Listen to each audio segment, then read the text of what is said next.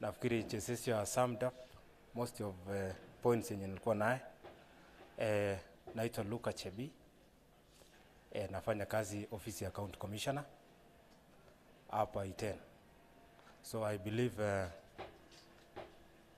nikisimama hivi hii mkutano naona almost 90% are youth. Si ndio? Na naona hata mimi bado na fall kwa hiyo category. Niko karibu niponyoke, imenibakia some months tu nifuke. But I'm proud to be part of this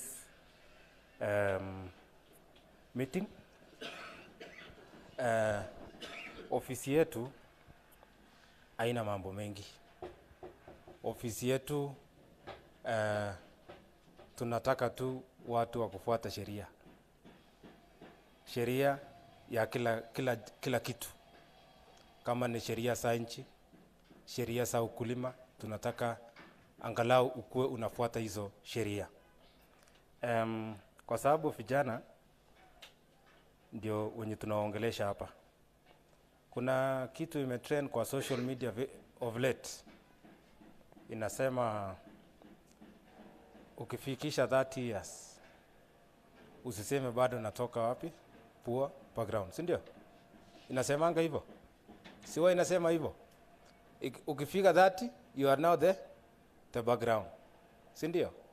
So vijana vile tumeelezwa tujitume kwa kazi.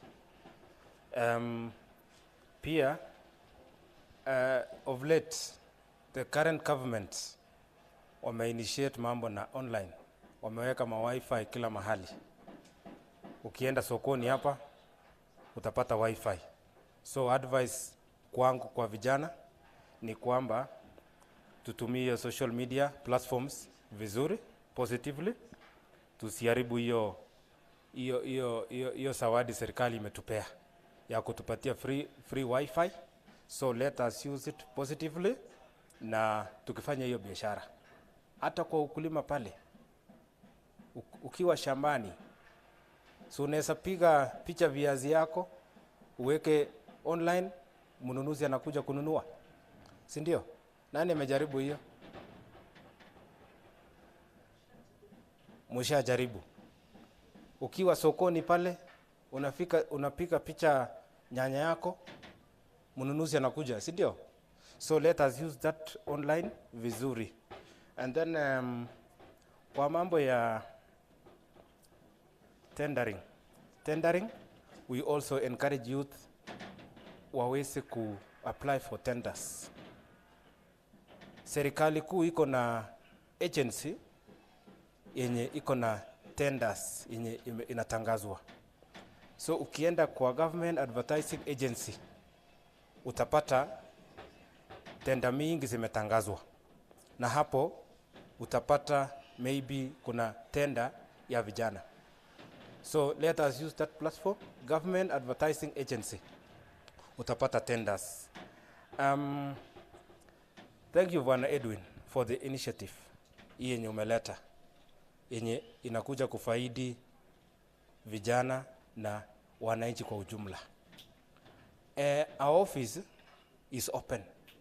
Our office is open for collaboration from stakeholders kama hawa. Nimekuwa nikijiuliza what is CYAA? Leo nimejua what is the meaning of CYAA.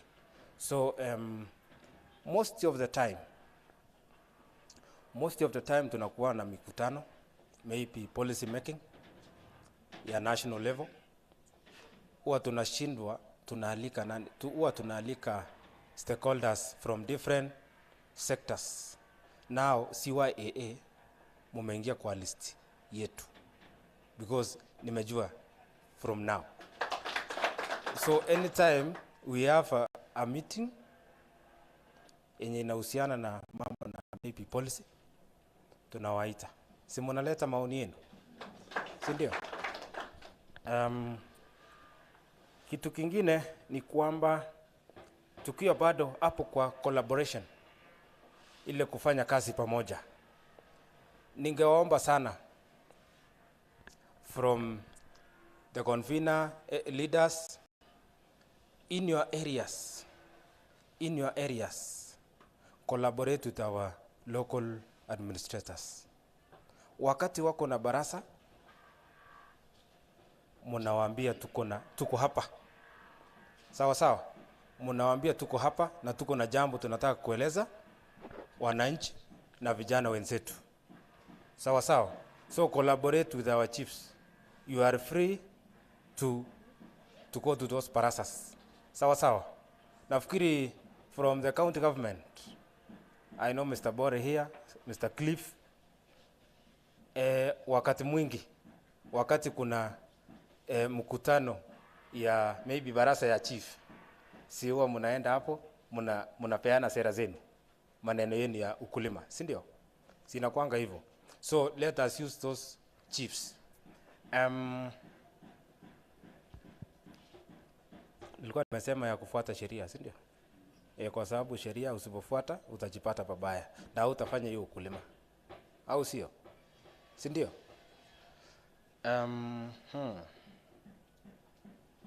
Nafikiri hadi hapo nikirudi nyuma kidogo. Before I joined the public service, I was active kwa shamba. Nilikuwa active sana. Mpaka tukatengeneza cooperative ya kupanda na kuuza viazi. Mr. Cliff can bear me witness. Alinifundisha. I don't know whether you still remember Elgon Valley. Elgon Valley 2017-18. So mpaka tukatengeneza cooperative inaitwa Elgeyo Marakwet Potato Marketing something. Yes. I believe these people wa agriculture wanajua hiyo cooperative. Mpaka hata tuko kuna ofisi hapo nyuma ya veterinary. So hata mimi pia nachangamuka hivyo. Vile tu niliingia public service kidogo nikaregea, sikuenda ukulima tena sana. So otherwise, let me wish you all the best. Mukifanya mambo mengi ya kuhamasisha vijana. Thank you very much. God bless you.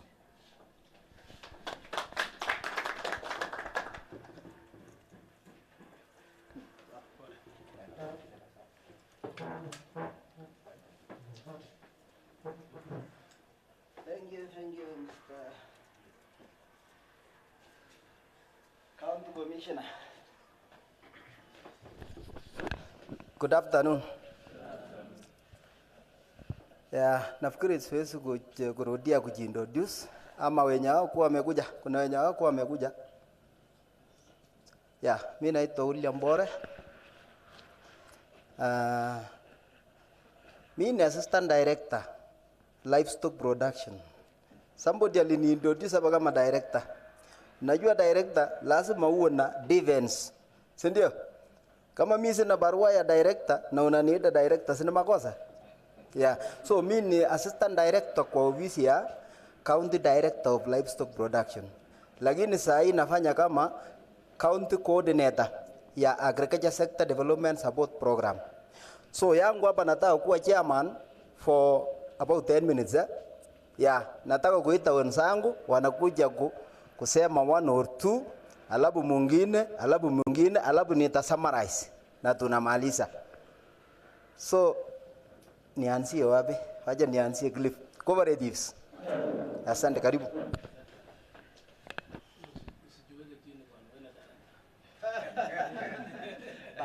Hiyo ni behind the tents. Asante sana Mr. Bore. My name is Cliff Oanya. Vile nilikuwa nimesema, I said before. I'm the county corporate auditor in Elgeyo Marakwet County. And here now I'm standing in on behalf of the cooperative department to come and talk to you on the cooperative matters. As Mr. Edwin has invited me yesterday to come. This is my second time to meet this group. Last time we met at I think Navin. You were in Navin, and this is now the second one. Why Cliff? Cliff, for records, I've been working closely with the cooperative sector for the last over 30 years. I've made a mark from where I was as a cooperative auditor, as a cooperative officer, as a head of cooperatives when we were in the government before we were devolved, because we started with the government of Kenya. We were Nairobi, Kitale, Kapsabet, Nandi Hills, and then here now, we have to retire some 2.5 years coming, or 3, we're thereabout. So, when we talk about the youth, we have the youth, Bunge Sacco in Elgeyo Marakwet County, which we started with you. I think Edu, you were among the members. Were you among the members of Youth Bunge Sacco? You were not. But when it started as a CPO. It was sponsored by some program. The program gave them some money to start. So when the program closed, good or bad luck, but good luck, they had a very good management committee members who stood firm, and they brought that circle up to where it is. For this one, the County Youth Agribusiness Assembly, I don't know how many members are members of our circle or a cooperative society. How many members are members of our circle? Somewhere. Circle gani? Youth Bunge Circle, yes, you are a member. Another one? So we don't have anybody here who has joined a circle. Why did Edward invite me here? Is to come and tell you the goodness of forming a circle. Our governor, His Excellency, the governor, Mr. Wesley Rotich, in fact, he was our director before he became a DG, deputy governor, and now the governor. In fact, he's the one who has initiated fully that all the wards, we must have a very strong cooperative society. Last week, we had a meeting where we strategized every ward. We identified 2 or 3 strong cooperative society, which they're going to be the flag bearers of the county. And we are going now to attach in that every ward. We have, His Excellency has already attached some cooperative county ward cooperative officers. So they will be stationed in those cooperative societies, in those offices. They will be there. In fact, they will be part of the management committee. So, like this one of the County Youth Agribusiness, this is my wish that in the future, sooner or very soon, I think we are going to talk to Edwin so that we can see how we can transform this one to be a circle. A circle, the requirement of a circle, it must be 20 plus, but you are more than 20. How many members do you have for Edwin, the whole county?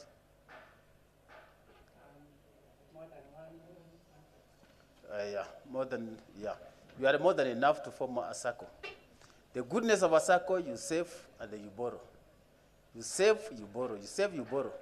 And out of your savings and out of your borrowing where you pay the interest again comes back to you in form of dividends or rebates. So that's the goodness of a circle. And then again, this county, we have a lot of partners who have agreed to partner with us so that we can transform the CPOs to become circles. Save for yours is an agribusiness. Agribusiness, you can do any business, any activity, because we have to identify the activity we are going to do. Like yours now, the activity we are going to do, you are doing agriculture, others are wanauza manguo, others are doing chicken rearing, cattle, what. So we are not going to be specific what business you are going to do, so long as it's related to agro. With these programs in this county, like today, I've forwarded you something small, where the government of the USAID has agreed to, I think from next year, to start assisting the cooperative movement in the Republic of Kenya with a lot of money, from next year. That's USAID. Again, like the agriculture sector, they have a lot of programs where they want now to transform these groups to become the cooperatives. Mr. Bore can tell you, we have gone round. We have transformed a lot of the CPOs to become the SACCOs. So when I do, I think after this meeting, and we shall meet next time, then we will strategize how we are going to transform this CYAA to become a SACCO. In fact, we already have a name. So it's only now to register this name, and then we add SACCO Society. It's very easy now for us. We can assist you, even though we said now we wanted to strengthen the ones which are there, but this one is all over the county. And the aim of it is the agri-business, and it's for the youth, even though you said we can incorporate other members, so long as they are within this county. So, Mr. Du, thank you very much for inviting us. My name, as you heard, is Cliff. I'm always available. If you want anything dealing with the cooperative, just a press of the button, Cliff will be there. That's why I tell people. My telephone number, you want to know everything about cooperatives, ask me Cliff. 0721 88 67 40. Don't fear, just come to the office. I can tell you from A to Z about the cooperative movement in the county of Elgeyo Marakwet. Thank you very much, and God bless. Thank you very much, Bonaclip. I think the next person I will invite is Chibo Economic Planning. Yeah, tell us something about the financial issues and planning. It is very important because he's dealing with planning, how you can plan your businesses. Okay. I think I will give you also another 3-4 minutes. Thank you, Mr. Bore. Good afternoon. Yes, you'll allow me to use around 4 to 5 minutes to speak some few things on the opportunities that are available in government. And I remember we were in Navin the other time, and I mentioned a lot of them, of which I'm happy that the success stories that have been said here are part of those initiatives that we've taken and taken advantage of those opportunities that are available in the government. Now, I'll just mention a few. What we do as a government is just like we are providing a platform for all of us to operate. And those platforms that allow all of us to operate, I can summarize in maybe 2, that we provide access to information. And this access to information is available everywhere. Some of the areas that this information is found in our county is one of them is the county website. If you just Google our county website, you'll find a lot of information. The mandates of the departments, various departments that are there, and all the things we do as a government, they are there. We also have a section for you to comment and suggest way forward on some of the things that you think that as a government we've not done better and we need to do it, and also suggest ways that we can improve it. Number 2 is we always engage citizens through public participation.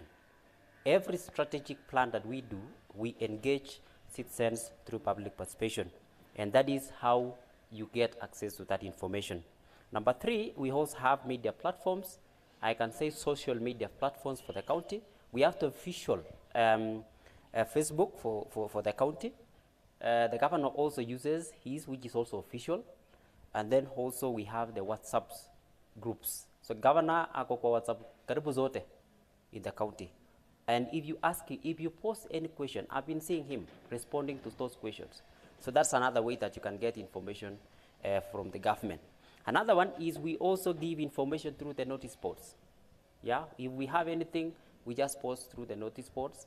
If we have a tender that we want that you can participate as a youth, those opportunities are also posted on the notice boards.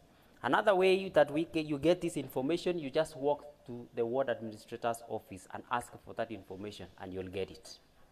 We are also planning to empower the ICT sections in those ward administrators' offices so that all the information can be readily available. And then also public parazas, which is we normally use it. We use through the assistant chiefs and the chiefs so that that information again reaches the public. And then we are also planning to have a digital screen mounted on the big centers in our county. And we are planning to have one in Iten. So there is a donor who has accepted to support us to mount one in Iten here, and maybe that one is here to come. I want also to speak something small on access to opportunities. We have a lot of opportunities, and as you are aware, there are some opportunities that are already available. We have the Prepare program, which is focusing on having opportunities abroad in form of scholarships, in form of having linkages so that you can have further studies, and also you can be able to access jobs outside the country. Another one is we have our Wezesha program, which is due to Jiajiri.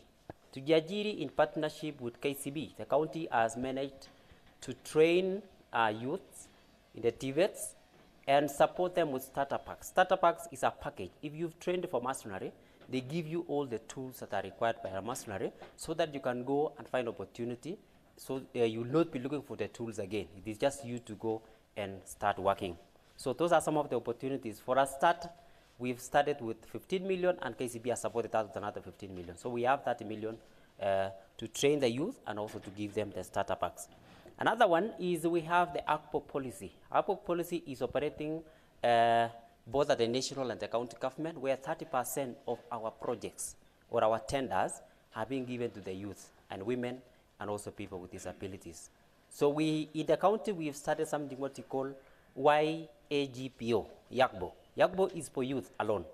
So those opportunities are there. So if you want more information, just walk to the office of the sports director, and you'll get to know more about that. I'm just highlighting.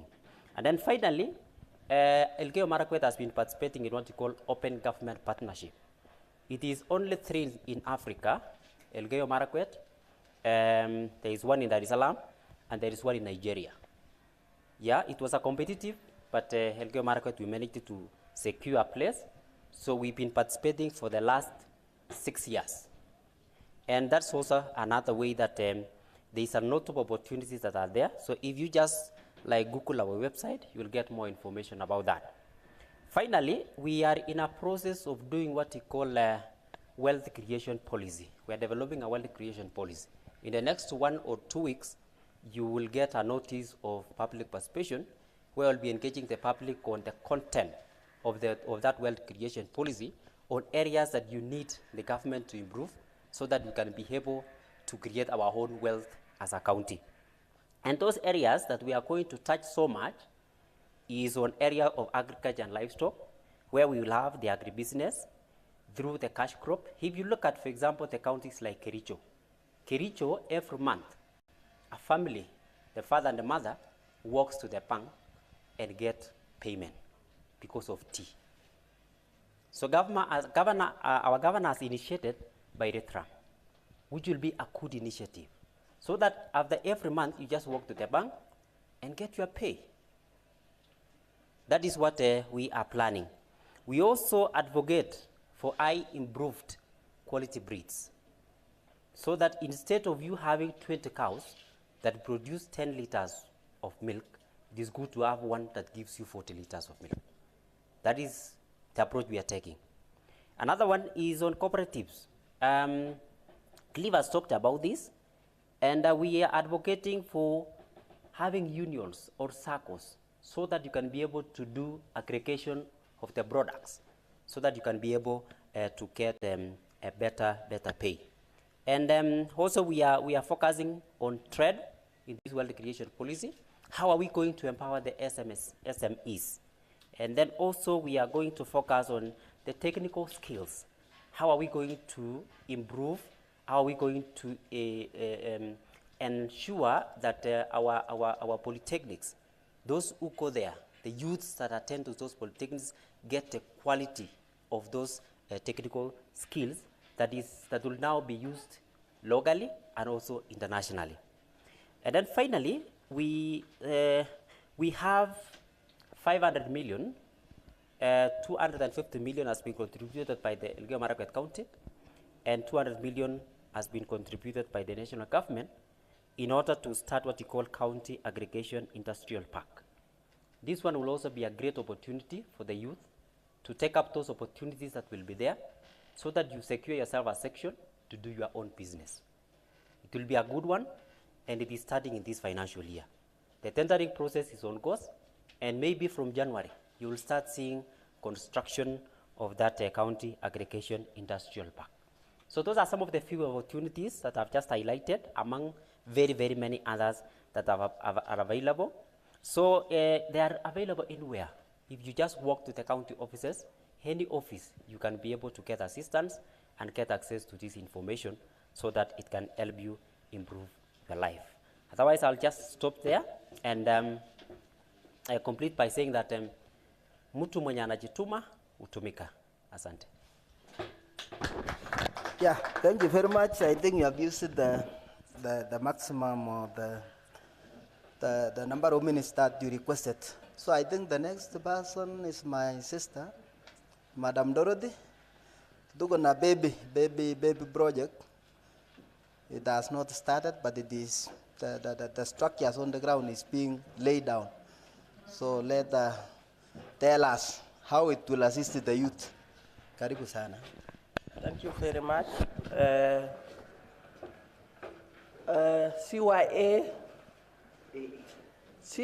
CYAA leaders, our government officials, and our youths. Good morning. And good afternoon. My name is Dorothy Bomet. I am the project coordinator for the new baby in our county known as Kenya Livestock Commercialization Project. This project has come to our county, one of the 10 counties in Kenya. And in our county, as I said last time when we were in Afin, it is in the 4 sub-counties, 1 ward per sub-county. Keyo South, it is in Soy North. Keyo North, Tambach. Marakwet East is Sambirir, and Marakwet West is Cheranganja Barorwa. And KELCOP, that is in short, KELCOP, Kenya Livestock Commercialization. It is a project in Ministry of Agriculture, Livestock and Irrigation, but domiciled in Livestock Production Department. So our main value chains are livestock, and these are small livestock. When I say the small livestock, is sheep, dairy goats. We come to poultry, beekeeping, and rabbits where applicable. And this project is going to target 54% women in those wards. I'm lucky in this youth we are having today, in this CYAA, we are having youths from Tambach who are the beneficiaries of KELCOP project. So I've said 54%, it will target 54% women, 30% youth, 5% PWDs and vulnerable, and the rest now is the men, which is around 11%. Sorry for the men, but my target group are with me. So the main aim, objective of this project is to increase production in those value chains and to make the market access for those value chains. So far, KELCOP, we have done some activities. One of them, I'll touch the one which are touching youths. KELCOP has sponsored 20 youths to animal health institutions, 5 per wards. Tambach, who are here, we sponsored 5 of them, who are already now doing their certificate in animal health in our government institutions. That is Haiti Ndomba, Haiti Kabete, Livestock Institute Wajir. We have also Nyahururu. And Tambach being here, 5 students already from Tambocha there. I am telling Kamarin and Kapchemutua youths, musikufe moyo. There is a new project coming, Bore, which will be targeting the all wards. But this time, Kelko decided to target 4 wards in every county. But in the next phase, I think it will cover all the wards. This is a pilot in the Kelkop is taking Elgeyo Marakwet as an ASAL area. And if you see the 10 counties they are covering, ASAL areas, semi-ASAL areas is Baringo and Elgeyo. The ASAL areas is Marsabit and Samburu. The rest are in islands. So the 2 semi-ASAL counties, that is Baringo and Elgeyo, these are pilot counties. If it will work, now it will cover more counties and all wards in the county.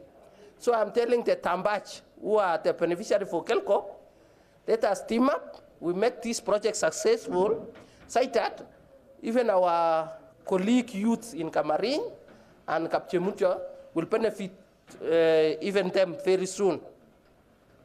So Kelkop, I've said, is targeting also the markets. First, in increasing production, we have done, Kelkop is targeting around 40,000 population in the 4 wards, around 8,000 households in the 4 wards, but targeting 40,000 individuals, direct and indirectly. So far, we were choosing the beneficiaries. Those are the youths, individual youths, and we were targeting the one who are doing smallholder. The Tambach youths can tell us if they were interviewed. Kuna youth wa Tambach alikuwa interviewed kwa youth side? Kunao? We were targeting youth households, women households, vulnerable households. And we already have now the results. We were looking for elite breeders. When I say youth households, ni wale wanafuka hao wanyama. We are having a challenge in Elgeyo or in Kalenjin. Yeah? Wasasi wamekatalia kupea youth shamba. Ama namna gani? Ama mumepewa? That is why Edwin here is doing advocacy. Wasasi waachilie shamba. So that even you as youth, ukuwe na kondo yako, ukuwe na kuku yako, na ukuwe na mbuzi yako. That is the challenge you are having kwa Elgeyo Marakwet. But we managed to get the youths who are carrying out these small enterprises. So we are targeting an increasing production. We already targeting also elite breeders, those who are doing best in this small stock beekeeping. And already we have some elite breeders in those wards. Elite breeders inamaanisha ula unafanya vizuri kwa ufukaji wa kondoo, ufukaji wa mbuzi wa maziwa, ufukaji wa mbuzi ya nyama. Already we have selected. The project will soon atawapea hao mbuzi ama kondoo so that they breed for our farmers. And we also target some youth groups and women groups. So that the project will assist by giving them the bags and the rams. And even the equipment for those doing beekeeping. Quality equipments, modern beekeeping equipments. So we already have the beneficiaries. We have not started, but we are still on the baseline.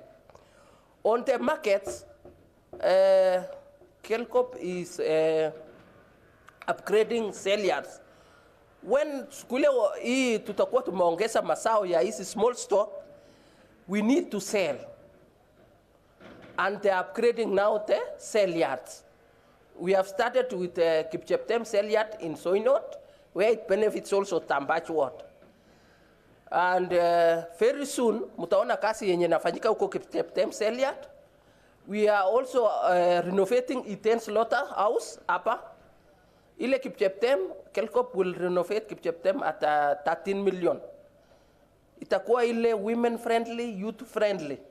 And I am telling those youths who are coming from near those sites, kwanza nyinyi wenye mnafanya biashara, kuna anybody from Tambach doing poultry, ufukaji wa kuku?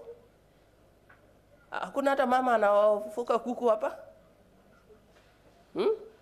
Yesterday I was telling Edwin, when I come to CYAA, I want to see those youths in livestock. Amujajua livestock, huwezi kosa pesa anytime. Ukiengage in agribusiness in livestock, throughout the year, utakuwa nakosa pesa. Because ukiwa na kuku, uko na kondoo, uko na mbuzi, na uko na asali, na uko na ng'ombe. Every day you have to get income. So I'm urging those who are doing, nimesikia wengi wanafanya nyanya, wengine wanafanya cabbage. Hiyo ni long term. Lakini ukifanya livestock, we na kuku, asubuhi kuku nasema kwikwi unaenda teka mayai, saa 7 unaenda kamua ng'ombe, jioni unakamua ng'ombe, hiyo pesa imekuja, utakuwa na pesa throughout. But on a light note, so Kelkop is upgrading Iten slaughterhouse at a cost of 9 million. Very soon, tutaona Iten hiyo ikikuwa upgrade. And we are doing also powerholes. Powerholes for our livestock. So tumesema livestock is dealing with small stock. We are doing powerholes for our small stock. And then now the community is second. So hiyo powerholes, solar powered powerholes, tunachimba ile mbuzi na kondoo wapate maji. Na kwa mbuzi kupata kondoo maji, si hata binadamu anafaidika. Yes. But in Kelkop, we are doing solar powered powerholes for small stock. We have done one borehole in Charanganji Bororwa, and atusemi ati tumewacha Tambach. We are growing. So Tambach very soon tutakuwa na tuta improve slaughterhouse kama kuna ya Tambach ward, kama kuna ya Sambirir, kama kuna ya Soinot. So I'm telling Tambach youth, Muchikase, even the youths in Tambach, on those value chains we are targeting. We are targeting the traders in those value chains, and we have grants for traders in those value chains. Kama wewe ni muuzaji wa kuku, muuzaji wa nyama ya kuku, trader ya mbuzi, we have grants for you. Kama wewe ni unatengeneza equipments ya beekeeping like beehives, we have grants. Kelkop have grants to support the youths, the 30% youth on those items. Kelkop soon ina sponsor youths again by next week. Wale wamefanya veterinary kwenda kufanya kusomea maneno ya disease surveillance. Already we have 15 youths wenye wataenda Kalro Naivasha kwenda to be trained on disease surveillance. Atutaki sa ile as we grow this small stock, magonjwa tena inawamaliza. Kelkop also is going to introduce e-marketing system. Hiyo mumesema mnaweza uza your produce kwa simu. Even Kelkop italete your training, italete e-marketing, e-marketing, e-training. So ukitaka kuchua jinsi hata ya kuformulate chakula ya dairy codes, utakuwa napata kwa simu. Ukitaka jinsi utapata market ya kuuza mbuzi, utakuwa napata kwa simu. So those ones are what Kelkop is going to do for the next 6 years. And we are encouraging youths muingie hizo biashara. And I was telling even women, we have women, youth and women Kuna wale over 35 tunaita women gani? Adult women na adult youth. So ukiwa Tambaj, ukifungua butchery kama mama. So tumesema Kelkof is 54% women. Ukitengeneza msinga kama youth, those are the crowns, those are the people Kelkof is targeting. And Kelkof is here up to 2027, and we are on starting phase, and we are here to ready to support all the youths, which I have said 30% of 8,000. That is around how many youths? To make sure you have succeeded in this business. So with those few remarks about Kelkof, I would like to stop there, but I am encouraging you when they agribusiness in livestock. Here crops onyanya unakosa 3 months. There is another new industry which is coming up and iko marketable sana. Beekeeping. Ufugaji wa nguruwe. And I'm seeing most people who are making money are from big industry. A new enterprise which is coming very fast, na iko na market already. So we have those other in our support youth. Tuko na youth enterprise fund, tuko na NGAF, where you can get those capital apart from now waiting for Kelkof. You can go to NGAF, WESO, Women Enterprise Fund, you get your money and start as Kelkof meets you as we go on. With those few remarks, thank you very much. Thank you very much, Madam Dorothy, for that elaborative presentation. Naona hii sasa inaweza kusaidia for the next 6 years as youth. So, whoever is remaining, Chebo is my colleague, tunafanya naye. So, let me say something. Alabo, atafil the cup, a specialist in issues Irish potato. And I think that is one of the profitable business that the youth can engage in. So let me first of all demystify something.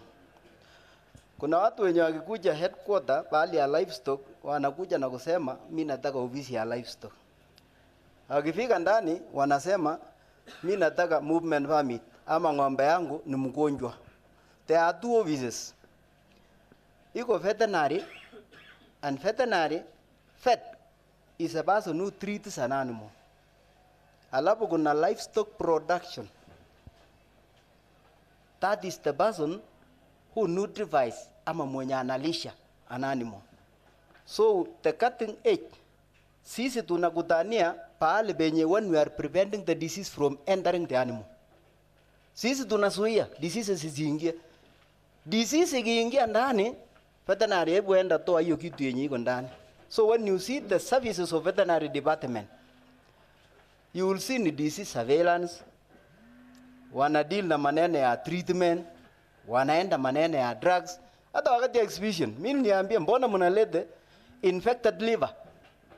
Wangelete ile mzuri so that we can hata tuonje tufanye nini. Kumbe they are demonstrating on the damages that the diseases cause.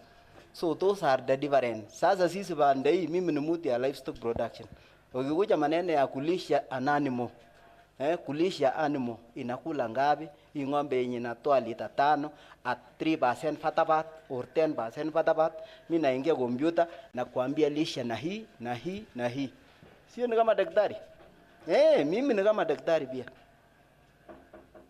Yes, so let me say a few things alapo niwaachie mwenzangu ajaze kidogo. Nitaanza na niko na 2 offices ile ya livestock production. Mwenzangu amesema from the county. We have Cliff amesema kuhusu cooperatives. We have also our economic planning man amesema issues to do with ADB, issues to do with what the county is giving to the farmers. Now, in this one, for us livestock, in most cases, what tuna promote those animals, those projects, those innovations that benefit the farmers. Umeona pahali mingi sana huwa wanapata havers. Hata jana, the other day, they supplied 120 in Sambrir. Yeah? With issues to do with doba, kala goats, beekeeping, honey, manene ya beehives. Yeah, those are the things that we do at in the livestock production office. Also, issues to do with feed production, establishment of pomerods, Tuguna bragaria, those which produce high levels of crude protein. And there are several opportunities here that the youth can engage in. They keep through tender suppliers. If the youth group is pre-qualified, come on, may register through IPMIS, you can apply to be the supplier of our Doba ship. You know, you see, we have 30% tax load for the youth. So, and it is very easy. It is very easy. It is not, I know, it does not cost a lot of money.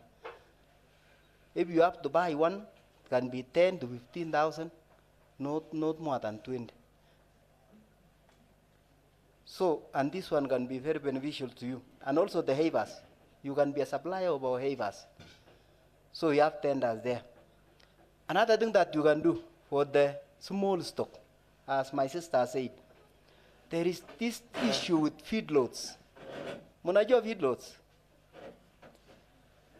A group of youth can register and then they can buy ile wanyama kama ni calabash, ama ni ile pakisi ya mbuzi, ama ya kondoo. Wanabai kama iko kidogo, ikifika hapa wana castrate, alafu wanafaten, wanalisha na ile wanakuja kwangu sasa na formulate ile chakula yenye wanaweza kulisha within 6 months. Kama walinunua na 2,000 watauza na 6,000 within 6 months. Na kama ulinunua 100, si ni kazi mzuri? Yeah, you will get a lot of money. And then let me say something on SDSP, where I am now as the coordinator. So SDSP is coming to an end in February 29, the end of February next year. And there's several things you have done. SDSP, its overall objective goal is to improve income, nutrition, food, and nutrition security. That is our target. And in Elgeyo Marakwet, we are promoting 3 value chains. One is cow milk. Watu wanaita dairy ni sawa tu. Alafu number 2, Irish potato, ile viazi. Number 3, indigenous chicken. Those are commercializable. For the youth, they can adopt it, they can commercialize. And in this one, what we do, our outcome areas, tunataka to increase productivity so that when you see a cow which is producing 3 liters, tunataka kupush mpaka it produce 7 to 10 liters. Alafu Irish potato, if you are producing about 50 bags per acre, tunataka utoe 100 or 120. And then the last one is indigenous chicken. Walikuwa wanakufa wengi sana, but we have done something. We have managed the disease. Even yesterday, the other day, the survival rate is over 95%.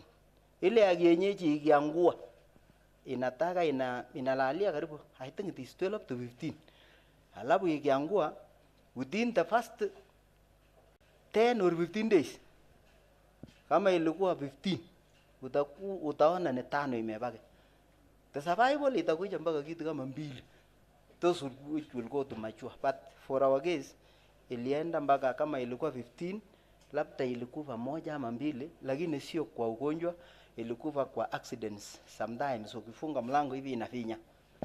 So, and that is what we have done. And these are opportunities for the youth. You can be a day old chick supplier. Unaweza kuhaji. Tumesupply some incubator solar ile yenye haitumii moto. So you can use the solar, you can hatch the eggs hours ni 300. You can hatch the eggs day old, supply to the county. See what tunasema wawe suppliers, tunataka suppliers. You register and then you can supply for us. Watu wananunua quote even up to 120 or 150 shillings per one chick. Sio ni mzuri?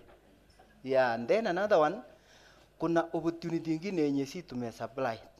Tumefanya vitu yenye inaitwa feed center. Tuko na 4. So these feed centers tumeweka feed mixer yenye ina mix 500 kilograms within 30 minutes. Tumelete pia ile mill ya stima yenye inashaga. Alafu tumelete ile digital weighing scale ile ya kupima. Alafu nyingine ni ile ya kushona, ile electric sewing machine ile. Alafu unaweka. So that one is complete. Yeah. So this one is the youth. Wanaweza kukomboa moja. Hii ya kapteni imelala. The youth can join themselves, alafu wanasema let us hire this thing. They hire, they go to Uganda, they bring the ingredients. Mukifika hapo, mnaanza sasa kukuja kwangu, mimi na calculate mix this and this and this. What you are looking for in animals ni 18% crude protein. Na mimi najua changanya hii na hii na hii na hii, vitu karibu 4 ama 5 itakuwa imejaa. So ukilisha, you are sure. Because in most cases nowadays, you will find that whatever is supplied in the shop, hata ukienda kulishia, you will doubt. Ingine haiwezi kutoa maziwa. Najua kwa nini wamepika wakora? Iko wakora wengi. There is what we call cotton seed cake. There is what we call sunflower cake, especially sunflower cake, si nyeusi. So mtu anaenda kushaka makaa na anaongeza. Iko ukora mingi. Hata hii ingine yenye tunaita wheat bran. Wengine wanaenda kutafuta sawdust. Wanashaka mpaka utobulili tu kule kabisa. Alafu wanajanganya. Utajuaje ni sawdust nini? Si amekula pesa. So it is better for us to mix. Alafu una test. Ambia mkulima wewe chukua hii, alafu chukua yetu. So mkulima akichukua anasema mimi nataka hii yenye imeandikwa kapteni. Ile toa maziwa vizuri. Si hapo umewin. Yes. Some of you you are youth. Nyinyi ni youth kabisa. My daughter hapa amesema kuna wenye wanaweza kupelekwa kufundishwa. Kufundishwa. So ukienda kufundishwa, you know I was telling somebody uwezi mtu ya agregaja. Uwezi kusema, unajua one problem we have is this. Mnaweza kufungua ofisi yenu. Mnaweza kufungua. Alafu unanunua hii magnifying glass. Unaona magnifying glass? Alafu kama wewe unataka kufanya vitu ya agriculture ama kuangalia kama si mkulima ataleta atasema kuna ugonjwa imeharibu nebia yangu mpaka imekwisha. So faa ile kitu white. Alafu tafuta binoculars hii na uvae miwani kama mimi. So alafu angalia na hiyo binoculars. Alafu waambie ni ugonjwa mbaya sana. Na waambie hii itakosti 200 shilling. Si ataweka hapo. So unaandikia dawa. Unaandikia 1. Apply 5 ml with 10 liters of water, spray 3 times a week. Sio ni daktari. Those are some of the opportunities that you can go and practice. Hakuna mwenye anaweza kukuja kufunga na kukuambia mbona uliandikia hii dawa kwa sababu tumefunza nyinyi, si ndio? Yeah, those are some of the opportunities that you can go and do. Alafu ingine mwenzangu atakuja kusema, atakuja kukuambia. So there are very many. Kuna opportunities yenye we can engage. Alafu some of the youth tulinunua kitu kingine inaitwa Brigila Tangas kwa cow milk dairy. So this Brigila Tangas tulileta pamoja na motorbike ya 150cc ile ya boxer. Hii Brigila Tangas ni ile ya maziwa imekuwa laminated na solar. So ukimwagia maziwa pande hii ni cylindrical, pande hii ni 50 liter, pande hii ni 50 liter, alafu katikati yake iko na cage yenye inaonyesha temperature. Alafu ukimwaga maziwa inapima hiyo ni lita 1, hiyo ni lita 2, hiyo ni lita 3 ukifungulia huko. So this one the youth can buy milk from a cooperative society. Wanaweza kutafuta motorbikes karibu 4. Wana employ youth wengine. Alafu they have their office. Wanasafirisha asubuhi inaenda mpaka Biretwa, wanamwaga hapo 50 liter, ingine inaenda Chemurugui 50 liter, ingine inaingia Bandei Songoto 50 liter, ingine inaenda Bandei. You can at the same time, at one time, you can sell 400 liters. Alafu pikipiki inarudi inakuja kuchukua ingine. Muko na treasurer huko anareko na anafanya hiyo maneno yote. So those are the things that sisi tuliona inaweza kusaidia sana kwa upande wa youth. Upande wa youth. Kuna activity ingine hapa yenye sijaona watu wakipenda sana. Unaona kuna kuku yenye unaweza kununua na kusafirisha. Watu wa Eldoret tu peke yake. Sisi tunasema watu wa Keio hii ni shida kabisa. Unafikiria hiyo huyu mtu ya kutoka Eldoret mpaka Bandei unafikiria ajui chenye anafanya? Why don't you also go and look for somewhere so that the youth mnaweza kutenga sehemu moja hapo. Na huyu mama Dorothy ako na hiyo style anaweza kusaidia nyinyi sana kwa hiyo biashara ya kuku. Hiyo biashara ya kuku anaweza kusaidia nyinyi sana. So anaweza kutafuta, sisi tumenunua carriers. So you can buy kuku hapa alafu mnasafirisha. Mnaweza kwenda mpaka Tarbo as youth. And then you can sell especially in December. Watu wanasema tu inaitwa ngoho ama inaitwa nini. So when you are buying at 500 you will sell at 1200. There are some opportunities we don't see, but they are very important. They are very lucrative. Unapata pesa sana. Halafu kuna style ingine yenye sisi kama youth ama watu wakubwa. Tukiona somebody ameanza business hapa, tukiona kabisa unaenda kuleta yako karibu na yako hapo. Unasema kama watu wamejaa hapo, unasema alabu achae kama ile yangu. But that is not good. Hiyo kitu inaenda kidogo inaisha. Why can't you start a very new one kabisa?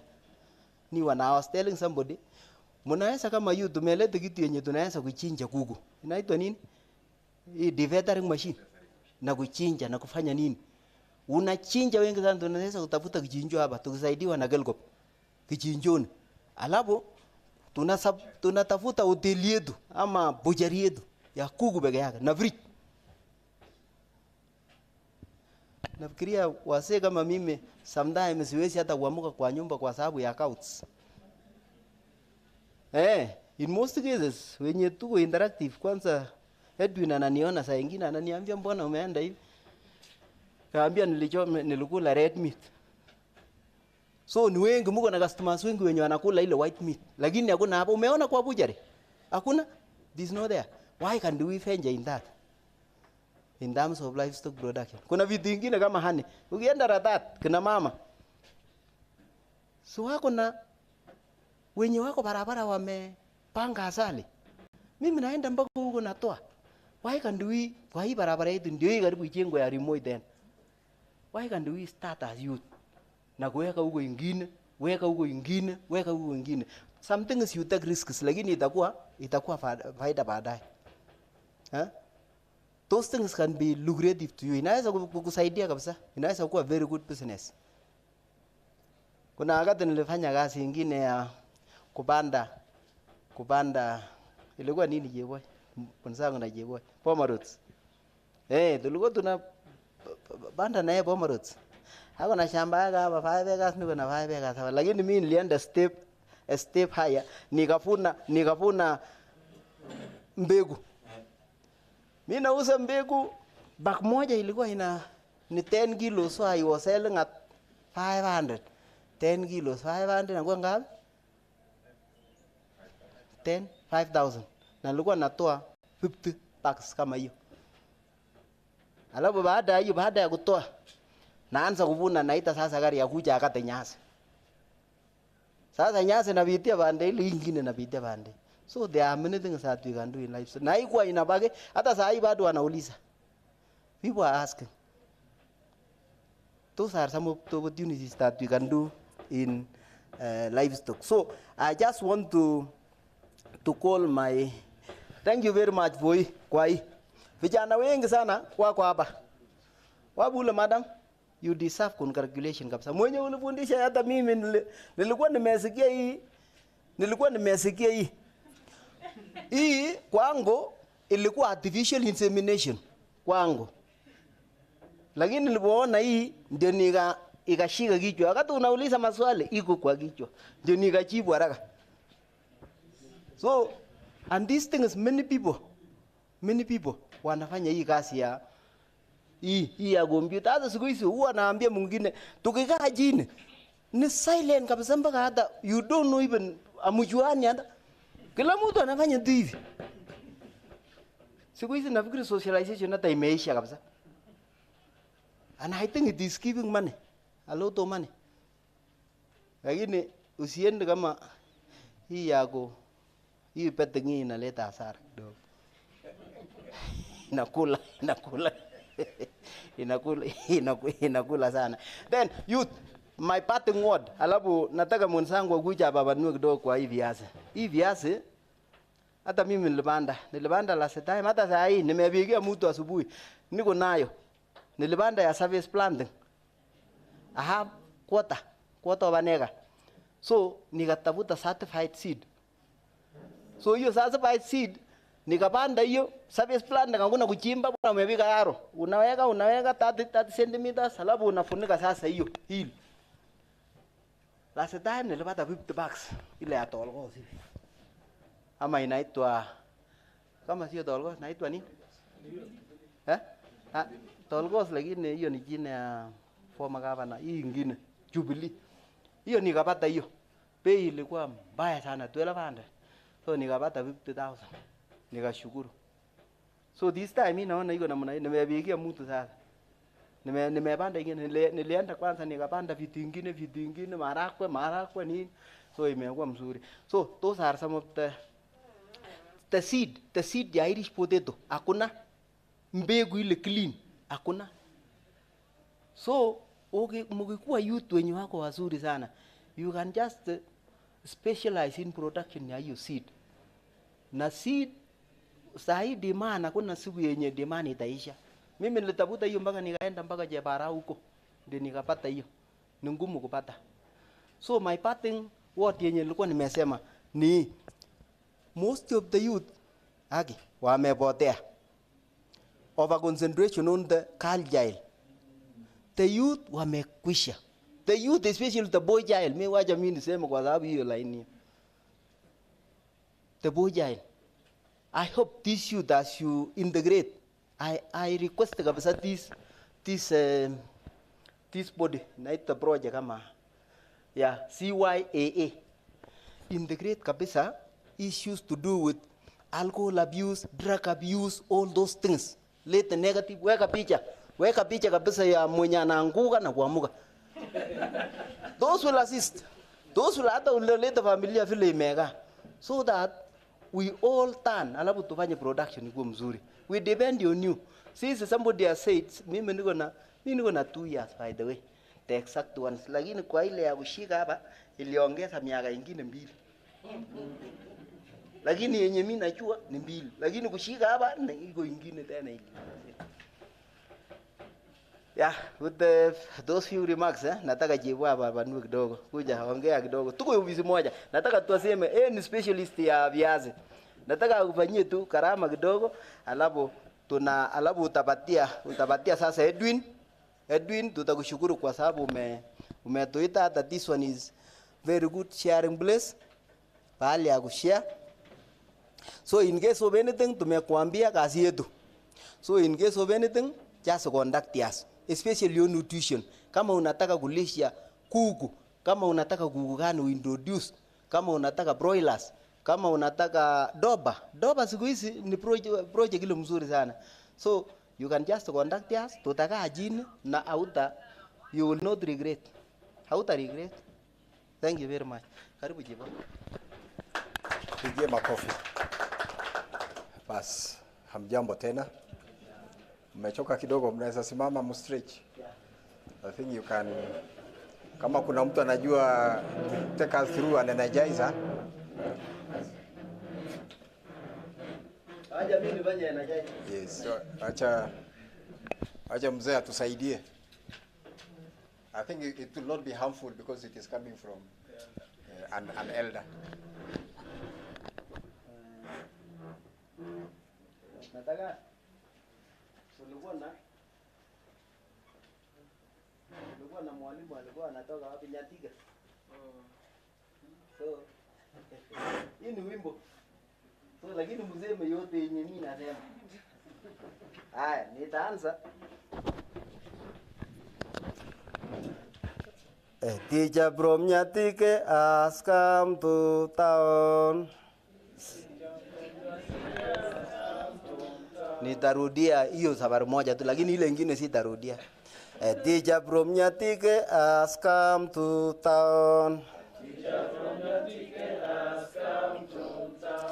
The wife of the teacher from Nyatike has come to town.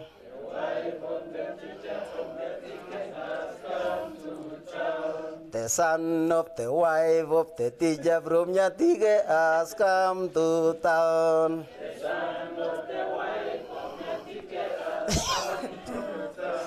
The uncle of the son of the wife of the teacher from Nyatike has come to town.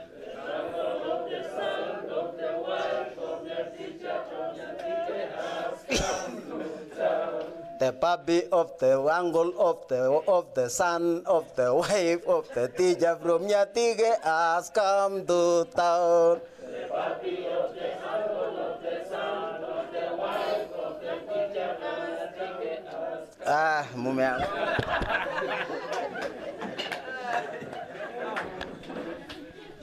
I think that was very good.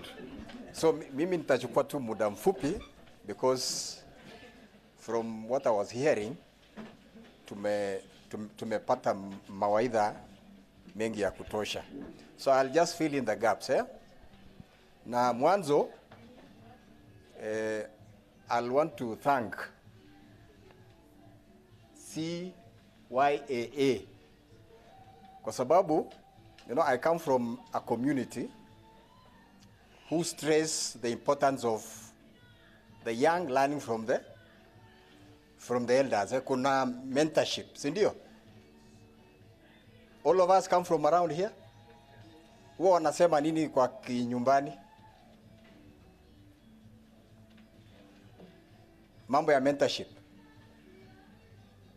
Let me say it in Kalenjin, eh? Kale tieche gu chate to le tieche ne. Is that what mentorship? Ndagele tieche le ka tieche ngo material. So I think our people in a way value mentorship.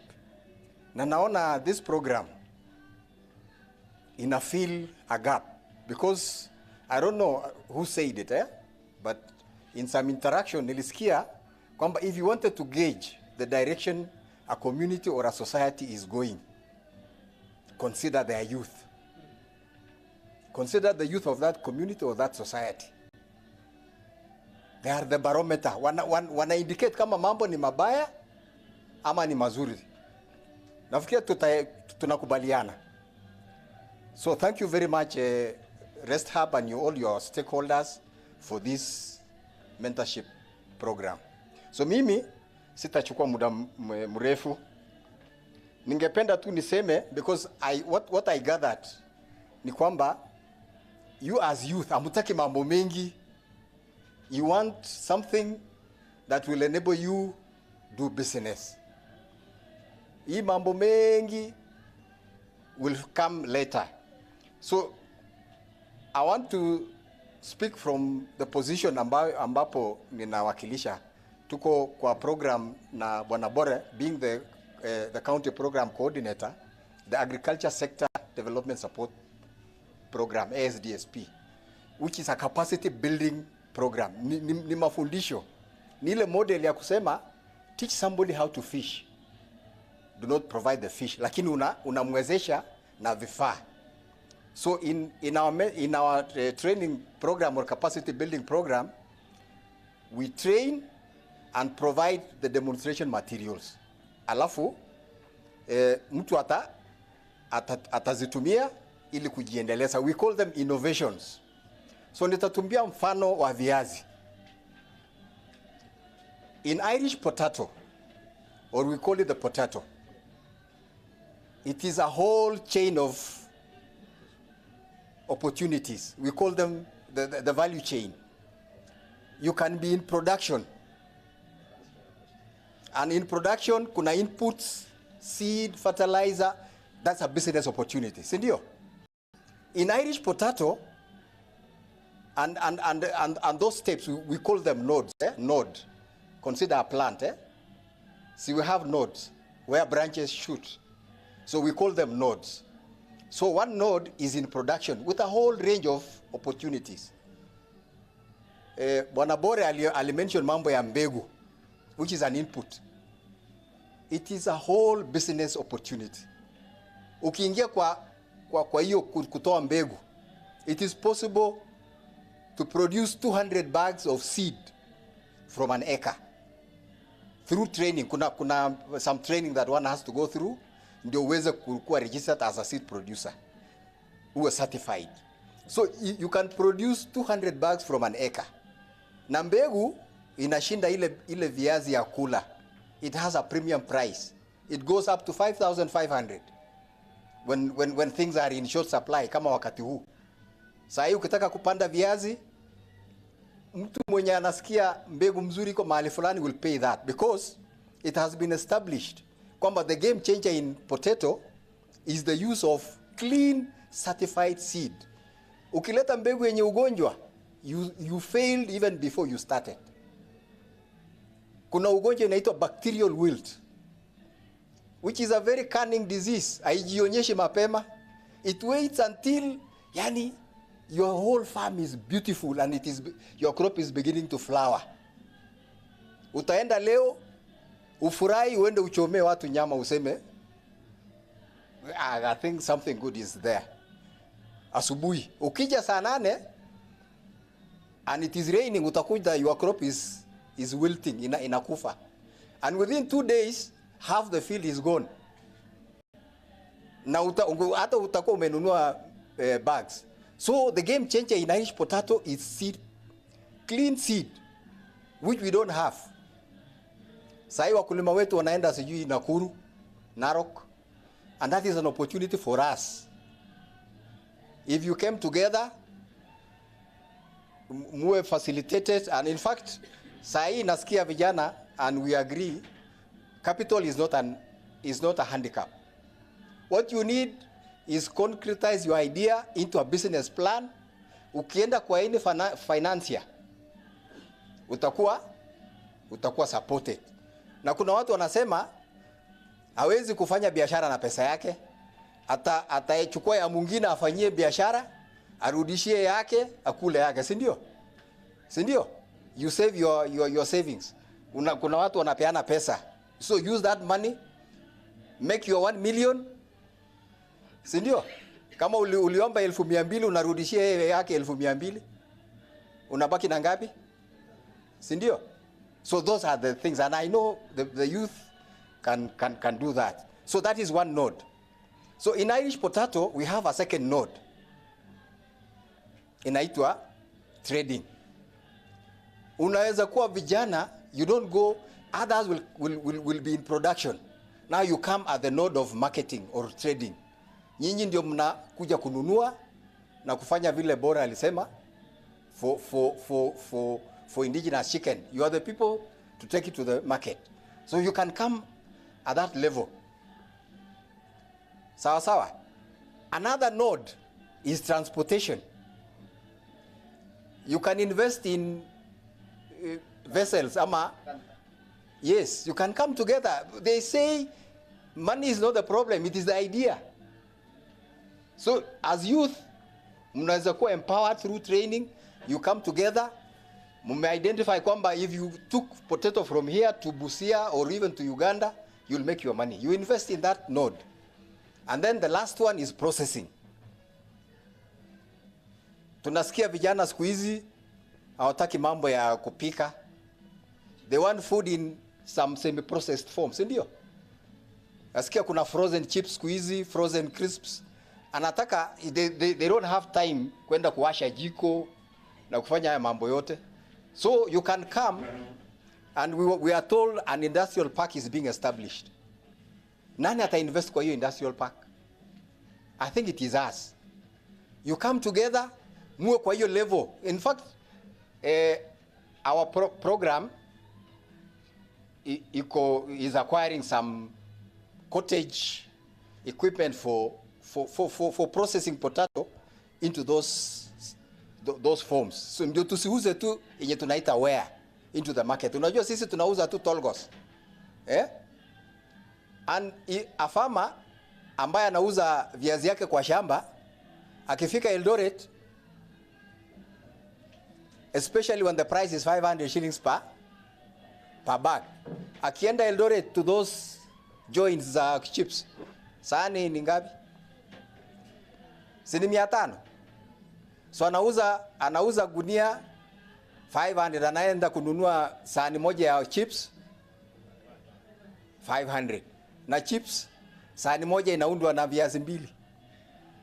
So we want to empower our youth to be in that hiyo nini ya ku value add, so that you make more. Mtaokoa hata wazazi, mtatuokoa because you hamutatukula.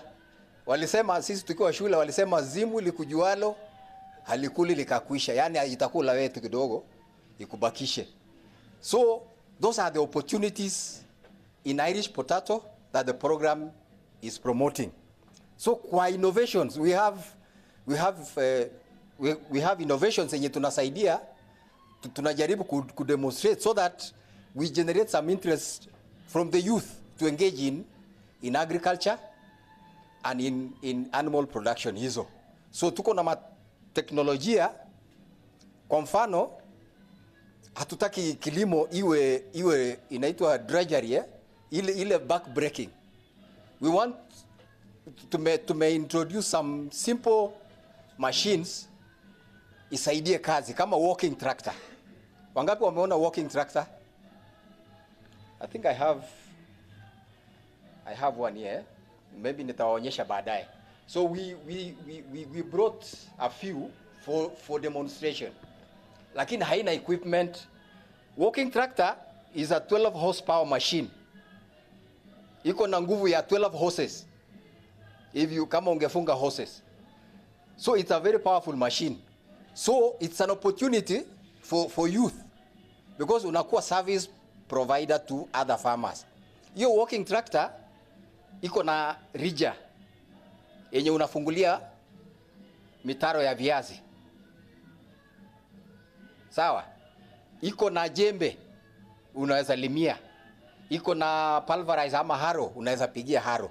So you can invest in that, usaidie wakulima badala ya kuchimba na mkono, unaoffer hiyo service for a fee, and it makes, or you can buy as a producer ikusaidie kwa kazi. So nimeona because we could not supply all the implements, tuliwaletea tu. Nimesikia kuna watu wa jua kali, those beneficiary groups walikuwa wanaenda around wakitafuta jua kali artisans who can fabricate, wenye wanaweza kuunda hiyo hakuna kitu siku hizi haitoki England, so you can make them hapo nyuma. So wanataka hiyo marija, wanataka jembe. So it's an opportunity. Tumepeana pia for demonstration motorized sprayers. Sprayer yenye upigi na iko na eka engine kidogo, you just una ignite ina nguruma, and then you just, so we are telling those groups you can be a service provider. Hiyo sprayer badala ya wakulima kushughulika, you can be the one spraying all the crop around. Eka moja si ulicharge, si utapiga hesabu yako ujue mafuta yenye nitaweka na mimi mwenye nabeba nitakula hii. Ukispray 10 acres, so that is an income for a day. So those are the opportunities through innovations. Na sisi we want to make agriculture interesting for youth and profitable, and we also target women, because vile imesemekana hata through Kelcop wamama ndio wako kwa kazi ya ukulima, so we want to ease the work for them. So I think those are the gaps I just wanted to add. And niongezee kwamba, because I know you people have a lot of imagination. If that imagination and creativity is tapped in agriculture, nafikiria tutaenda mbali. Otherwise, if our youth will abandon agriculture, waende waishi town, who is going to feed us? Juzi, see, maize was to be imported. Ugali ilikuwa ugali ilikuwa dawa. And it is just at the tip of the iceberg. If we don't make our youth engage in agriculture, tuwe net importer ya kila kitu, nguo mpaka chakula, I think we'll have no future. But I can see that future in you. And thank you, Edwin, for the mentorship. Asante sana.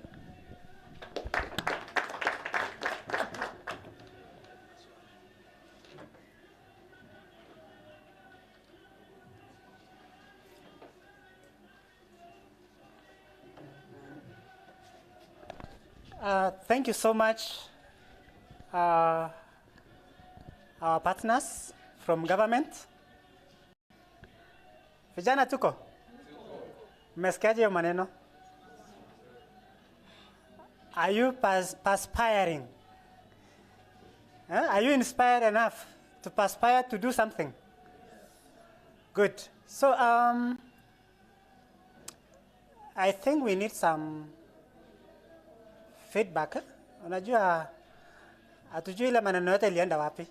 So the best thing ni wakati mnauliza maswali for clarification so that we get to know ile yenye haikuingia vizuri ipate kujibiwa ili tuendelee.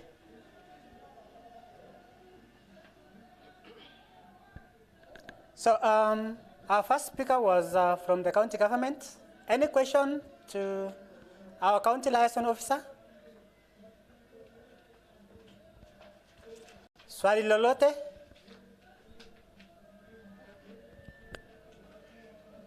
So hiyo ni pasa. To our county commissioner. Ofisi ya county commissioner. Swali?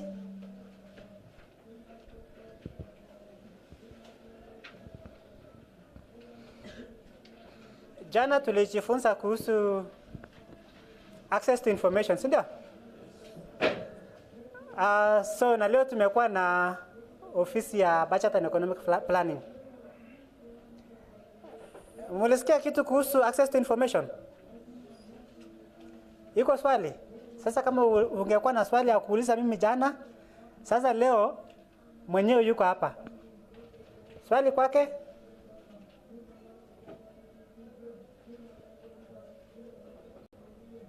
Tutaendelea na mpaka mwisho. Ama ilikuwa very clear? Aya, tukasema pia CYAA needs to be transformed into a legal entity. Na tukawa na Mr. Cliff from cooperatives.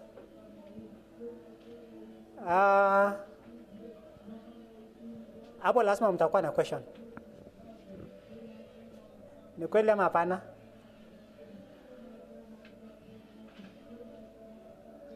Haya, swali kwa Cliff.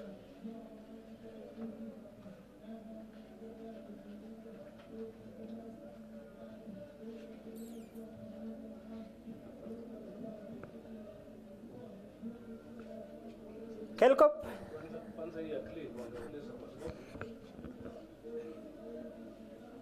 Angeuliza hata kurejista mtu kutoka, for example, Marakwet East. Yeah. Sababu sisi kitu tumesema in campus all the supporters. Ni pesa ngapi? Na alisema 150, ndio members. Wachache wanaweza kuform your cooperative, tuseme 50, for example, so that it becomes engaging. Yeah. Sababu tukiwaje tu namna hiyo. Maybe tuanze namna hii. Wangapi wanasema tungependa to form cooperative? So ni 100%. So swali ni how. Na sasa mwenye kutuambia how yuko hapa. So the next step is the how. So tumemalizana na what. So the next phase, how. Haya, maswali sikuje.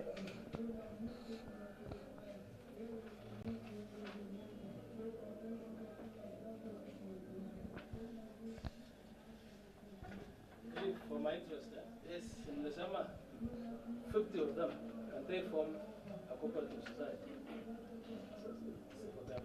Maybe alikuwa ameclarify, alikuwa amesema 20. 10. 10 plus. So watu 10 wanaweza form nini? Cooperative. Tuanze lini? Next year? Ama tungoja mpaka after elections ya 2027? Tuanze lini? Lini? Soon.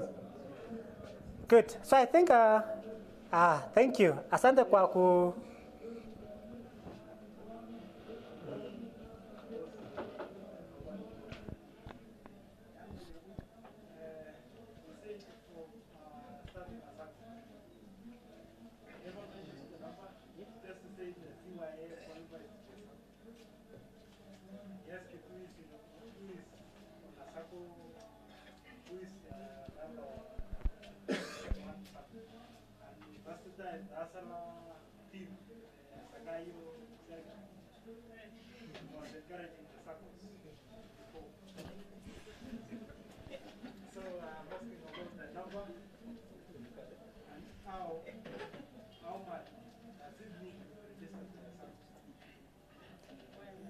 So, karibu Mr. Cliff kidogo, so that you answer the requirements. Maybe useme mnahitaji hii na hii na hii na hii na hii ili tuweze kuform sako. Asante sana. Thank you very much, Edu. Na thank you very much ile umeuliza hilo swali. So what I'll do, I'll take you all through the process of how we are going now to form a SACCO. Because we have almost 100% have said, let us form a SACCO. A SACCO, in full nasema, Savings and Credit Corporate Society. Pale unaweka pesa, you borrow and you repay. Na principle moja nasema, if we want to join a SACCO, it's voluntary. Na ukitaka kutoka, it's voluntary. Hakuna mtu anakuforce. But with this one now, already we are in a group. Something like a CBO. But now we want to transform. The first thing you have to do is to have a small meeting. Like the one, we can assume this now, the meeting you have said now, we can have a formation of a SACCO. And then from there, we elect what we call interim officials. Interim officials, they can be 5 or 4 or 5, mostly 5. Usually they are 5 for the start. They are interim. What is their work? Is to oversee the registration of a SACCO from point A to point Z. Point Z is the production of a certificate to say that we are now legally operating as a SACCO when we have been presented with that certificate. How do we start? The interim people now, they come to our office, we start now making what we call rules. But in the cooperative, we call them bylaws. Bylaws, they are the rules which governs us as now a SACCO, a proposed SACCO. We have not formed this, we are proposing to form it. And then there's a form we fill. That form you must be 10 plus. 10, maximum is 10. Maximum you must be 10 so that you can fill that form. The 10 members. They are called the original members. The original members, there's a form you fill. This form is having, it's like this. Inaitwa application for registration of a corporate society. So 10 people fills, and as they say, the numbers, name, occupation, what you do, you are a businessman, age, address, and signature. Legally, you know age must be 18 plus. So that's why we put where the age. Then now, when you fill these forms, there must be 4 of them, not photocopies. You fill 1, 2, 3, 4 of this. And then now you come to the office, we sit down with your interim management committee members, and there's the information they give us, where you should be operating, how you should be registering, the registration fee, how you are going to make the society get an income after now filling what we call economic appraisal form. Economic appraisal form is where it's like a budget. Are we going to be viable, or we are going to be dormant circle? So if we check that you are going to be viable, then now definitely we now attach these 4 forms to the 4 bylaws. The 4 bylaws are then signed by the interim committee members, and then they are forwarded to the Commissioner for Cooperative in Nairobi for registration. Registration fee is 3,500 plus 200 for such. If, in case we register with this name, Community Youth Agribusiness Assembly SACCO, Savings and Credit Cooperative Society, if they do a search in Nairobi, the 200 shillings for search. If they do search and they get a similar name, then definitely they will not register it. But if there is a sole name in the whole country, then they have to register it. There is a process, it takes some time, but you know, when people heard that the His Excellency the President has said that we are now turning to SACCOs and cooperative societies. In fact, that's the actual thing, and I'm telling the truth. All these programs you have had, Agnabore said, all these programs, KELCOP, SDSP, ELRP, and this one for America, and there's another one coming next year. After the border closes this one, there's another one coming now from next year. All those things, they are aiming to uplift the life standards of the cooperatives. And you must be in a cooperative. You must be in a SACCO. That's where we are aiming at. That's where the government is aiming, that in forming groups, it is easier to assist groups, either youth groups, vulnerable groups, agricultural-based groups, like the PPOs, and those youth groups like yours, women groups. So those are been transformed to the SACCOs. They're the only one to go to benefit. And you must be compliant. To benefit, you must be compliant. We shall do what we call vetting. We shall vet this group or this SACCO. Are you compliant? Are you serious? Are you a serious SACCO? So that you can get assistance from these donors. So that's the process, to take the process. So if you elect the interim, then we sit down with the interim, then we direct them what to do. But you must be 10 and above. If you can be 10, the better. And then there must be what we call entrance fee, which will be decided and written down and included in your bylaws. Thank you very much. Became a coffee. Good. Oma? Thank you very much. I have a question on the same. So I think the question goes this way. If we have one umbrella, and are we allowed to form different circles within one umbrella? Secondly, as an individual, is there any restriction of me? Is there a certain level me registering to certain number of circles? Is there any restriction to a certain level of number? Thank you so much. I think the questions are two. So thank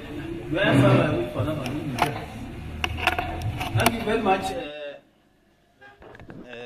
Thank you very much. Different circles.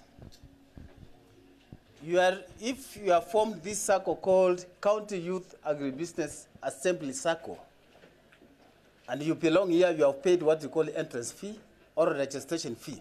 That means you are a member of this.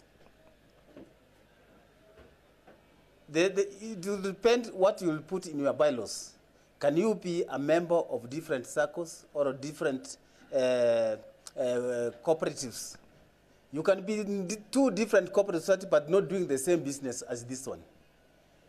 You can be this one as a circle, and you can be the one with Matatu circle. That one is allowed. You can do, but doing different activities, not savings and credit, like this one. You can be in the farmers cooperative society, like the one growing potatoes. You can be a member of potato, or a dairy cooperative society, or a coffee cooperative society. But you cannot be in the circle doing the same business as this one, the County Youth Agribusiness Assembly circle doing. Senior, you can be in different cooperative societies, but not doing the same activity as the one we are doing. Another one, you have said that, you said what? I see. Number two. Number two, I was asking, as an individual, is there a certain level setup, a number, limitation number, that if I have registered, for example, 1, 2, 3, this society, is there a restriction of going ahead, of registering in other? No, it's almost the same, because you said you can, if you are a member of this circle, for example, this one called what? CYAA. You cannot be in another circle, youth bunge circle, doing the same business of saving and credit. The essence of registering this circle is for you to save and to borrow so that you can do your business. You can grow your tomatoes, you can grow the indigenous chicken, you can do the other business, the lady said she's doing business in the market. The aim of forming this circle is for you as a member, duly registered, to have what we call a loan from this circle. So that this now circle is going to be independent. We are not going now to rely on other supports. If they come, the better. But we are now going, for us to save, you save 5 shillings, 100 shillings per month or per week, so that you can grow. The more you save, the more benefits you get, and the more loans you get. Because in your bylaws, we shall have what we call a policy. Again, loan policy, we have election policy. There's a lot of policies in circles, apart from the Act and the bylaws. You know, the Act is superior because it's enacted in Parliament, and then we have your bylaws. Bylaws is the one you people make your own bylaws, which suits you. So you cannot be in two circles doing the same business, but you can be in other cooperative society doing different activities apart from savings. Yes. On the same, I think like CYAA, we are more than 10, for example. Yes. And we want to form this circle. And you say a circle should contain of maximum 10.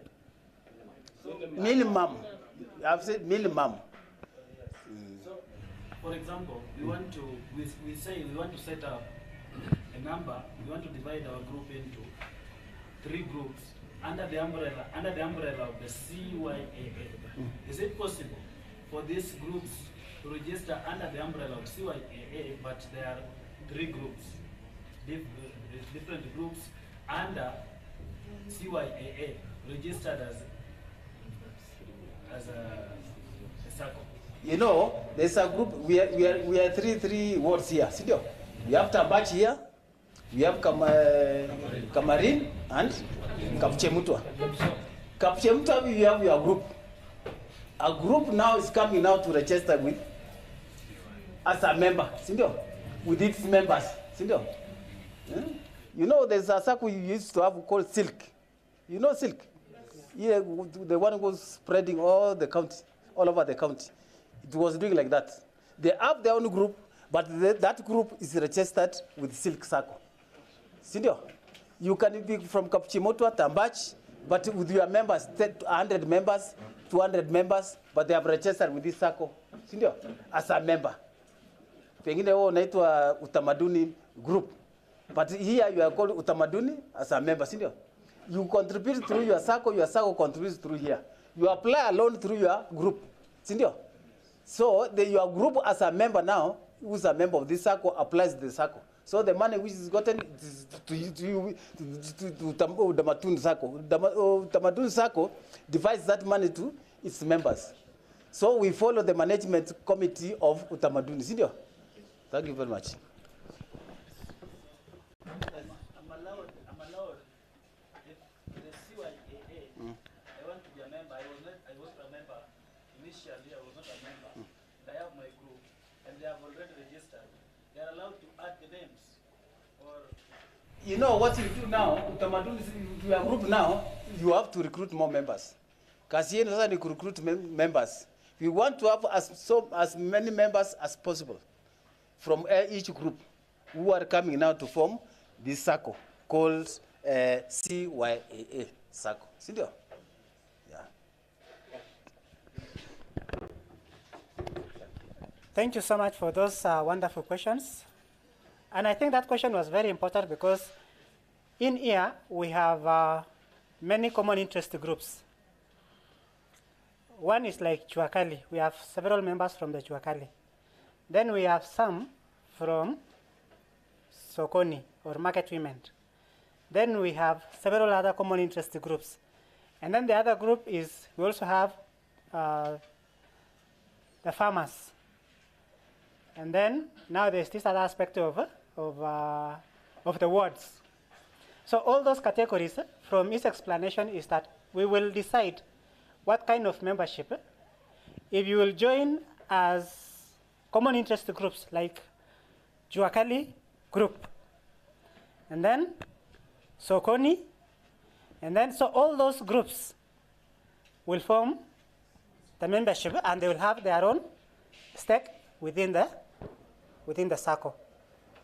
So I think that those are some of the structural designs that we will do when we come to your office or when the officials come to your office, so that we have that kind of structure which is able to serve all these common interest groups. Another question?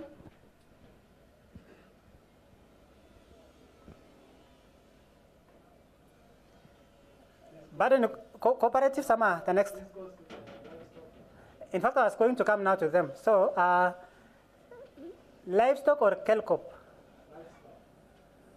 Okay, what wako livestock? So, kulikuwa na SPSP na kulikuwa na kelkop. Okay. Mr. Bore.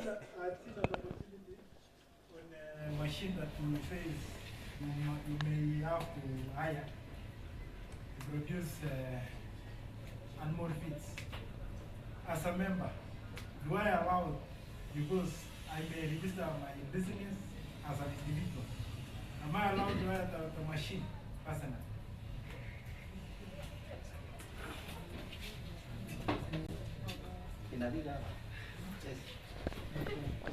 Okay.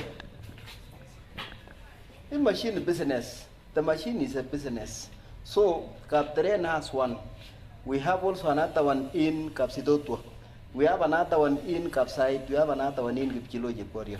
So, if you are close to that one, you can negotiate to those people that can we run this machine at this rate and whatever your own terms.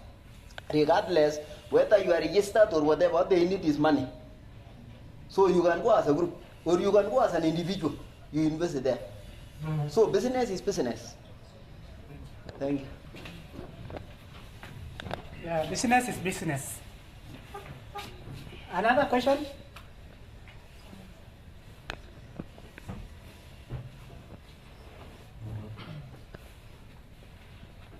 Good afternoon. Good afternoon. So I'm Felix from Ambassador. My questions go to Dorothy.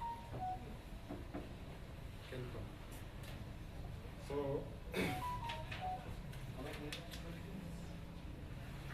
earlier, before in Ambassador, we have 5 trainees who are undergoing training in various institutions.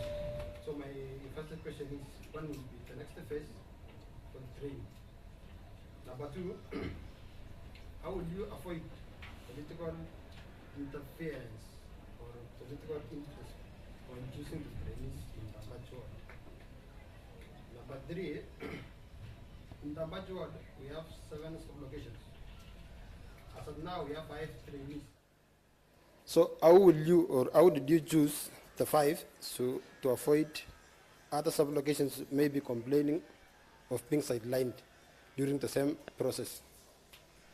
And the last question is, do KELCOP have, or do you have an age limit for training? For instance, it's only youth or women? And maybe my last thing is just a compliment to Edwin and your group. Thank you for the platform. So to the youth in the meeting, at least we've learned something, and let's go and do something. Thank you. Karibu hapa mbele, Madam Dorothy.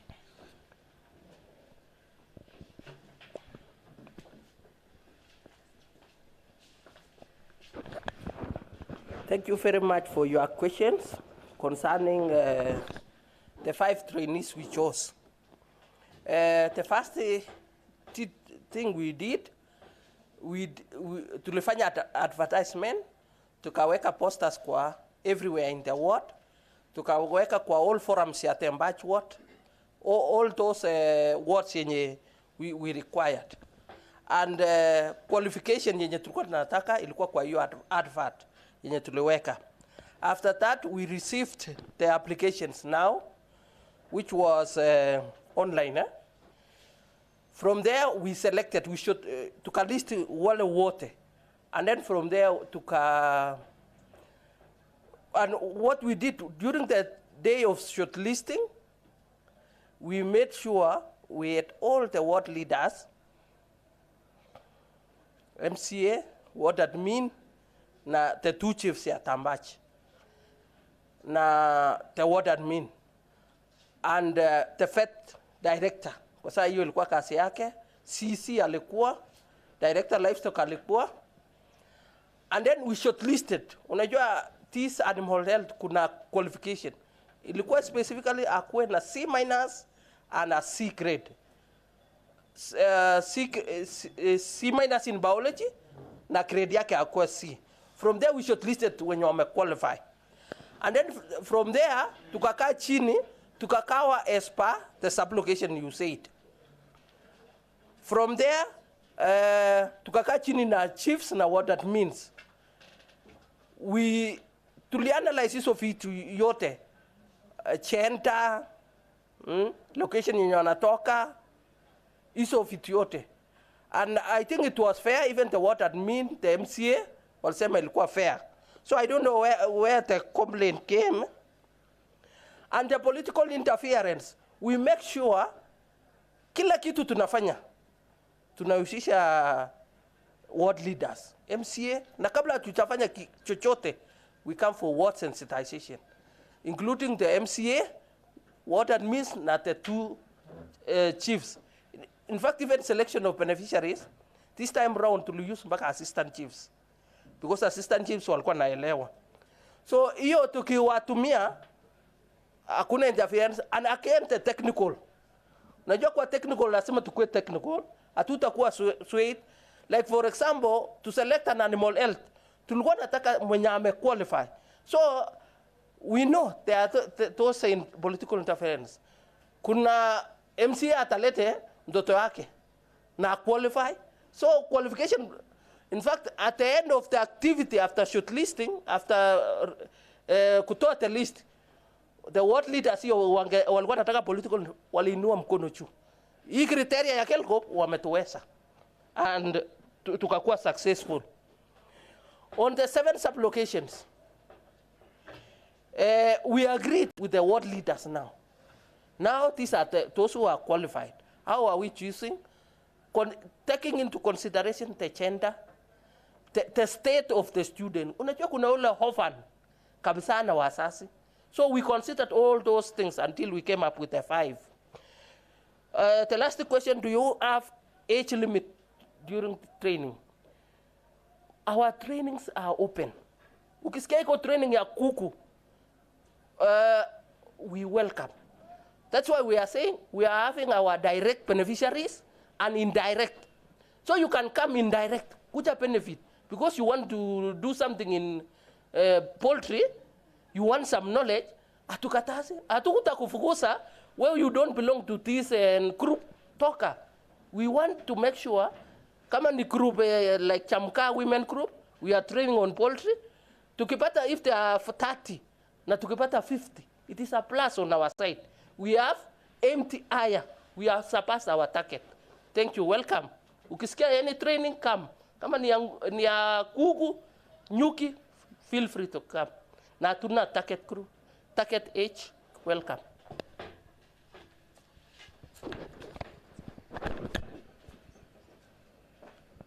Thank you so much, Madam Kelkop. I think tumemaliza all our speakers. So for me, it's really to appreciate your patience and to welcome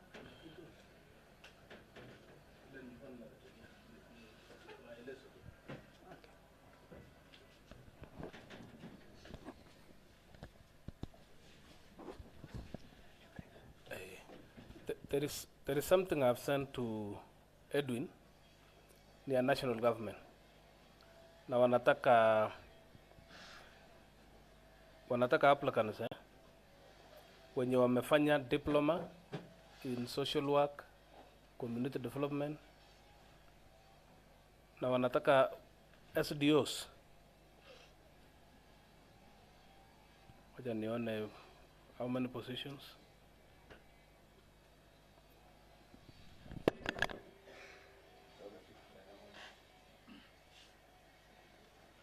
And then what will happen? Si kitu tu ni vile nimetumia awatumie because you are in a forum. So that if anybody has such qualifications, you can apply. See this how? You apply. Thank you so much, everyone. Wanasema mambo ni mengi, masandio machache. But for us, we are very happy. We've achieved our objective in terms of the kind of networking we wanted to have. So I'd like to give back the program to the chair, CYAA, alafu ataendelea amalize. Asanteni sana. Thank you so much, Edwin, and everyone. I want to take this opportunity to welcome Albert for a vote of thanks. And then before he comes, after this, we will have someone to pray for us. And then the youths, tutapaki kidogo, wageni wetu watatangulia kwenda kuchukua lunch yao. Karibu, Albert. Thank you so much, our visitors, for coming.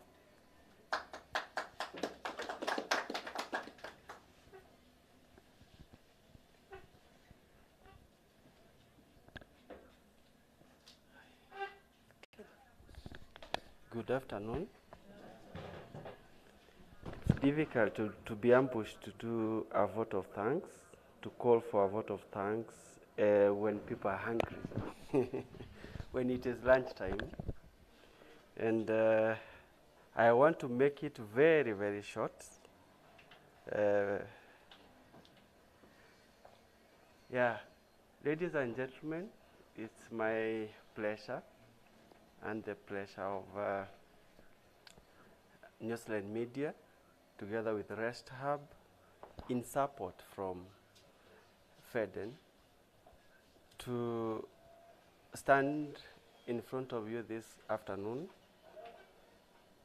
to say a vote of thanks. This CYAA Phase 2 Inception Meeting was very significant for us, for each and every one of us, both the county government, the youth, the stakeholders who have joined us here at this beautiful hotel called Jamaica, on the 9th of November 2023. So we are kickstarting this program, the second phase, because the first phase, I think it ended in March. Was it so? Yes, in March. So this is a good initiative for you, the youth, and even for us, because we are also learning. We are in the learning process, all of us.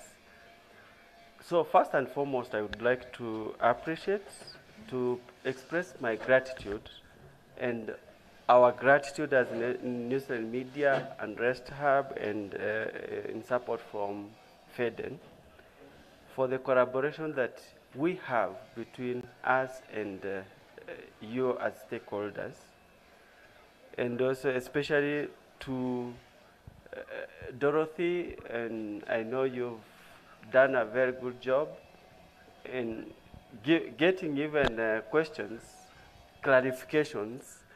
That's something that tells us that you're doing your job well. So we want to welcome to extend our gratitude to Mr. Mr. William, yeah, for coming and sharing with us. This was very good, and your team, you're so very knowledgeable about what you're doing, and I'm sure you've learned a lot from him. Sinikweli? Yes. So your guidance is invaluable, and we chart our course into the future. A big thanks to the County Liaison Officer, Mr. Jonathan Chesosio. Yeah. Yeah? Yes, that one. Yeah, in fact, he has been with us all along. We meet most of the meetings that I've come here. I've never missed him. So you give him a clap. So our gratitude also extends to you as the youth of Elgeyo Marakwet for taking this initiative very seriously. You need to clap for yourselves because you are the force behind this initiative, and we are excited to have you as partners in this journey. So we also appreciate now the Newsline Media team and the Rest Hub. You may need to clap for them.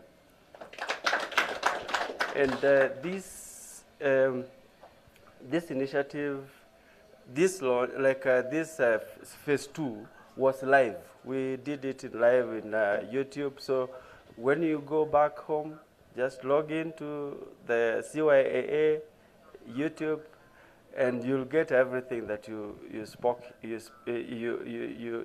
said here, or you heard, so that it can enhance into your future endeavors. Last but not least, we want to express deepest gratitude now to FEDEN, who has made this initiative possible for us to engage and to foster a way forward for our future. So in conclusion is that all of us, as the people of Elgeyo Marakwet, as Newsline Media, as Rest Hub, as the county government, and all stakeholders involved in this journey, we work together to make the youth in Elgeyo Marakwet to be a better person. And that will be our call, that in our collective efforts, we bring about positive change that we desire and even our communities desire. Thank you very much, and enjoy your lunch.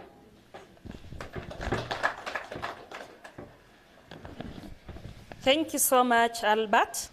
So let us clap for him. Thank you so much. So let us have a volunteer to pray for us. You close the meeting with a prayer, and then you pray for our lunch. So kindly a volunteer to pray for us.